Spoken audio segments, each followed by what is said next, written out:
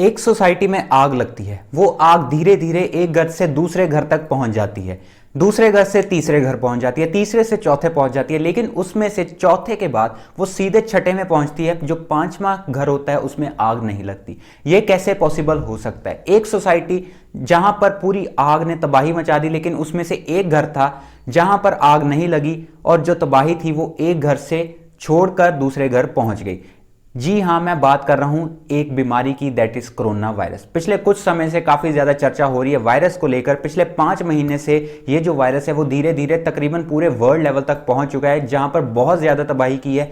लेकिन उसमें से कुछ ऐसी कंट्रीज हैं जिन्होंने बहुत अच्छा परफॉर्मेंस किया है, जिनके बारे में कोई भी चर्चा नहीं की जाती। तो ऐसी एक कंट्री के बारे में मैं आज आपके साथ डिस्कस करने जा रहा हूं, जिसके बारे में कोई भी चर्चा नहीं की गई, लेकिन उस कंट्री ने इतना अच्छा परफॉर्मेंस किया कि केसेस आने के बावजूद वहां पर लोकल ट्रांसमिशन कोई नहीं हुई।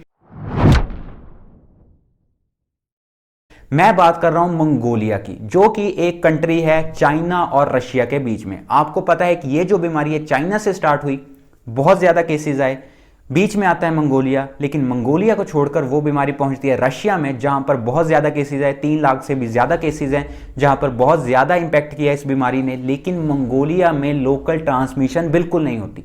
तो ये कैसे पॉसिबल है? आज की इस केस स्टडी में हम बात करेंगे मंगोलिया के बारे में, क्योंकि मैं चाहता हूं आप सबको पता होना चाहिए कि ये जो छोटी कंट्रीज हैं इसको कैसे इग्नोर किया जाता है, लेकिन ये जो छोटी कंट्रीज हैं वो कैसे इतना अच्छा परफॉर्म करती है। तो मैं चाहता हूं लास्ट तक इस वीडियो को देखिए, काफी इंफॉर्मेटिव आप सबके लिए हो सकती है। एक अलग टॉपिक है, पिछले कुछ समय से जो आप सब कुछ देख रहे हो उससे काफी हटकर टॉपिक मैं आपके लिए लेकर आया हूं। तो ये वीडियो को लास्ट तक देखिए और देखिए कि कैसे एक छोटी सी कंट्री ने इतना अच्छा परफॉर्म किया। मंगोलिया की कोरोना वायरस फाइट को लेकर हमें सबसे पहले यह पता होना चाहिए कि मंगोलिया आखिर है कैसा। मंगोलिया एक ऐसी कंट्री है जो चाइना और रशिया के बीच में आती है, जहां पर बहुत ज्यादा केसेस आए। चाइना से स्टार्ट हुई, लेकिन रशिया में यह बीमारी बहुत ज्यादा फैल गई।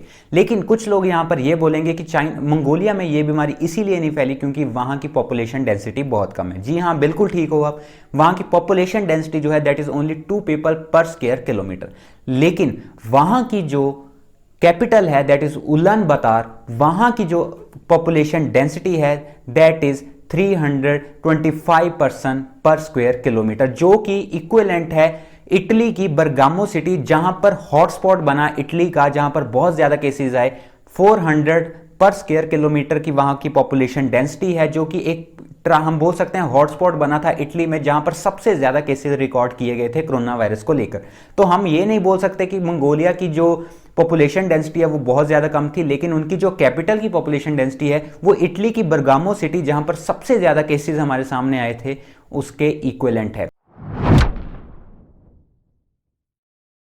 मेन बात आती है मंगोलिया ने इस बीमारी को कंट्रोल कैसे किया। देखिए, जनवरी 22 को यह पता चल गया था कि यह जो बीमारी है ह्यूमन टू ह्यूमन ट्रांसमिशन हो रही है, लेकिन इस बीमारी को 2 महीने तक चाइना ने बाहर नहीं आने दिया। उसने ये नहीं कंफर्म किया कि यह बीमारी ह्यूमन टू ह्यूमन ट्रांसमिशन हो रही है। लेकिन जनवरी 22 को फर्स्ट टाइम यह पता चला, जहां पर WHO ने यह ऐलान किया, बाकी कंट्रीज को जो एडवाइजरी पेश की थी कि ये बीमारी जो है वो ह्यूमन टू ह्यूमन ट्रांसफर हो रही है, इससे काफी ज्यादा तबाही हो सकती है। उसी दिन मंगोलिया ने जनवरी 22 को WHO के साथ एक मीटिंग की, और उस मीटिंग के बाद जनवरी 22 से ही जो मंगोलिया थी उसने स्टेप्स लेने स्टार्ट कर दिए। जनवरी में ही पहले दिन ही जब इस बीमारी का पता चला तो मंगोलिया ने स्टेप लेने स्टार्ट कर दिए थे। जनवरी के मंथ में ही वहां पर एक बहुत बड़ा फ्लू का सीजन चल रहा था मंगोलिया में, जो कि यंग पॉपुलेशन है, वहां की जो चिल्ड्रन है, जो स्टूडेंट है वहां के, उनको काफी ज्यादा इंपैक्ट कर रहा था। तो जनवरी 24 को मंगोलिया की सरकार ने डिसीजन लिया कि सबसे पहले जो फ्लू सीजन है इसको कंट्रोल करने के लिए, जो हमारी यंग पॉपुलेशन उनको कंट्रोल करने के लिए स्टेप्स लेने चाहिए। तो जनवरी 27 को ही वहां के जो स्कूल थे, वहां के जो एजुकेशनल इंस्टीट्यूट थे, उनको बंद करने का डिसीजन लिया वहां की सरकार ने। उसके बाद उन्होंने जनवरी 24 को ही अपनी लॉकडाउन स्ट्रेटेजी प्रिपेयर कर ली थी कि कैसे मंगोलिया में लॉकडाउन को लगाना है, कैसे वो स्ट्रेटेजी बनाई गई।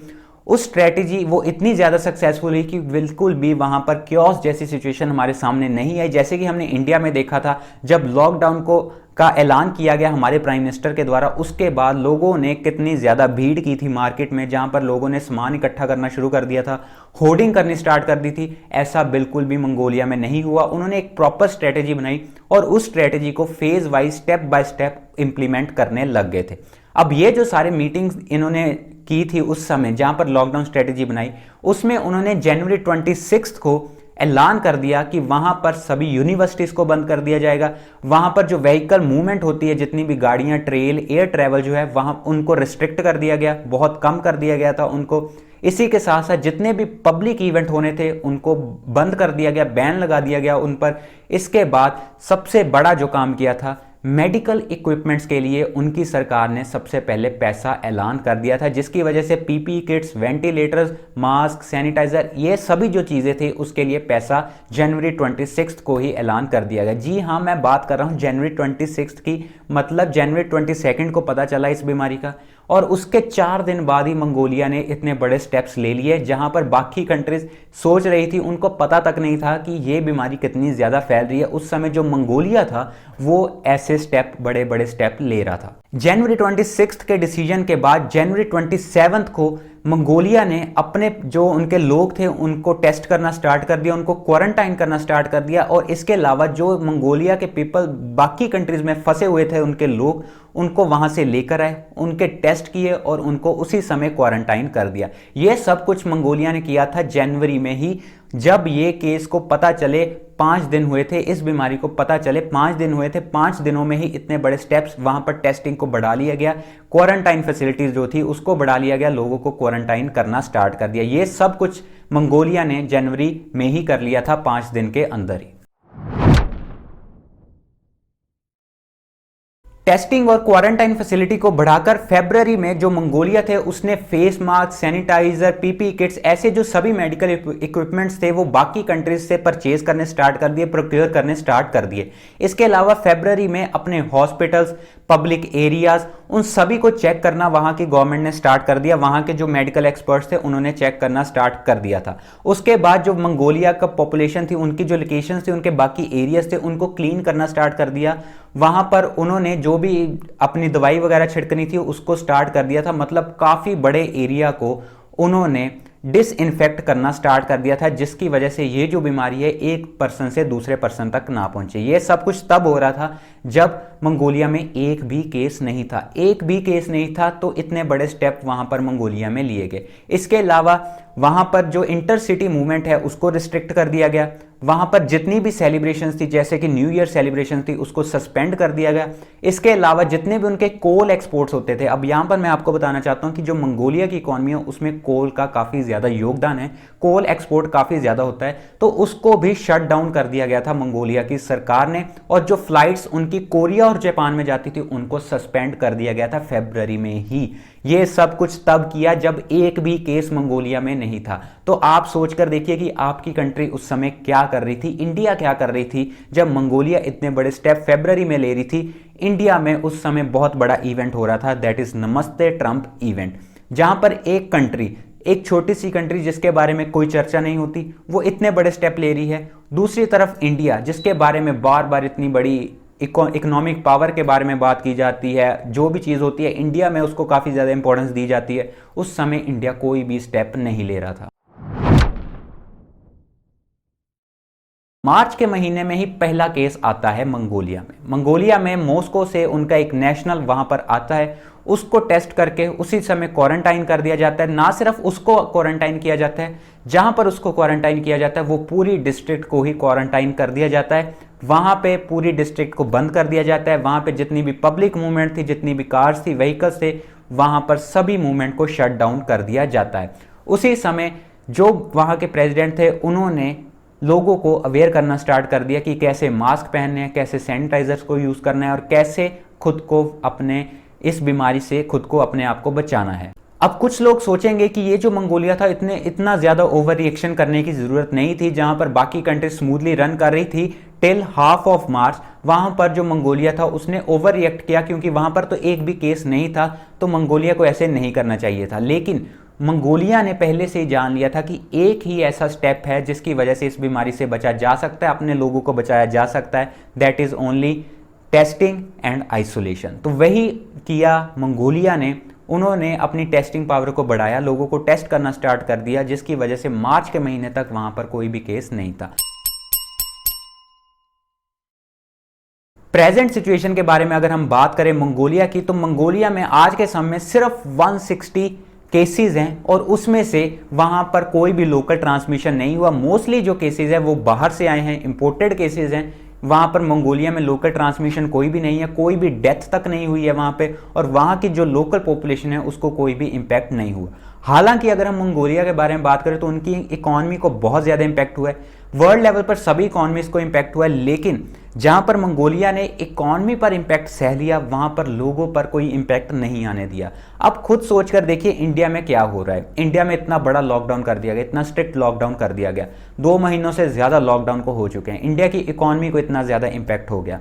लेकिन जहां पर होना चाहिए था कि एक चीज़ को इंपैक्ट हो रहा है, जहां पर हमारे प्राइम मिनिस्टर ने भी ये बोला जान है तो जहान है, जहां पर इकॉनमी बंद कर दी, उन्होंने बोला इकॉनमी के बारे में बस सोचिए, हमें लोगों को बचाना है। लेकिन यहां पर इकॉनमी को भी नुकसान हो रहा है और हमारे लोगों को भी नुकसान हो रहा है, क्योंकि जो केसेज है वो धीरे धीरे बढ़ते जा रहे हैं। अब इतनी बड़ी कंट्रीज, ना सिर्फ इंडिया के बारे में बात कर रहा हूँ, US, Italy, major European countries, जो वर्ल्ड पावर्स के बारे में जहां पर उनकी बात होती है, तो उन्होंने इतने बड़े स्टेप नहीं लिए। लेकिन एक छोटी सी कंट्री मंगोलिया कंट्री, जिसने इतना बड़ा स्टेप लिया और बाकी कंट्रीज से पहले खुद को, अपने आप के जो वहाँ के लोग थे उनको बचा लिया। इकॉनमी पर उन्होंने इम्पैक्ट आया, लेकिन वहाँ की पॉपुलेशन पर कोई इम्पैक्ट नहीं आया, जहाँ पर एक भी पर्सन की मौत नहीं हुई। पूरे वर्ल्ड लेवल पर बाकी कंट्रीज के लिए मंगोलिया एक ऐसी कंट्री है जो मिसाल बन चुकी है, जिसने बाकी कंट्रीज को, मैं बोल सकता हूँ कि एक मिरर दिखाया है कि कैसे खुद को बचाना है। अगर सरकार चाहे तो वो क्या क्या कर सकती है। वैसा ही अगर बाकी कंट्रीज भी करती तो शायद ये जो इतना बड़ा इंपैक्ट हुआ वो कंट्रोल हो सकता था। अब धीरे धीरे देखना होगा कि हमारी कंट्री क्या करती है, इंडिया क्या करती है। लॉकडाउन 5th हमारी कंट्री में लग चुका है, तो अब देखना होगा कि कैसे हमारी कंट्रीज में जो केसेज हैं वो कितने ज़्यादा बढ़ रहे हैं। तो दोस्तों, आई होप आपको ये केस स्टडी से कुछ ना कुछ इन्फॉर्मेटिव लगा होगा। अगर अच्छी लगी है लाइक कर दीजिए, इन्फॉर्मेटिव लगी है शेयर करना मत भूलिए, क्योंकि बाकी लोगों तक भी पहुंचना चाहिए कि एक कंट्री ने कैसे पूरे वर्ल्ड लेवल पर मिसाल कायम की और कैसे लोगों को दिखाया कि अगर सरकार चाहे तो क्या क्या कर सकती है। तो दोस्तों, अगर आपको मेरी वीडियोस अच्छी लगती हैं, इस चैनल को सब्सक्राइब कर लीजिए। नीचे लाल रंग का बटन होगा, यूट्यूब ने फालतू में नहीं बनाया, उसको प्रेस कीजिए और आप मेरे चैनल के एक मेंबर बनिए और आप ऐसी ही अच्छी अच्छी वीडियोस देखते रहिए। तो चलिए दोस्तों, मिलते हैं हम अगली बार। बहुत बहुत धन्यवाद।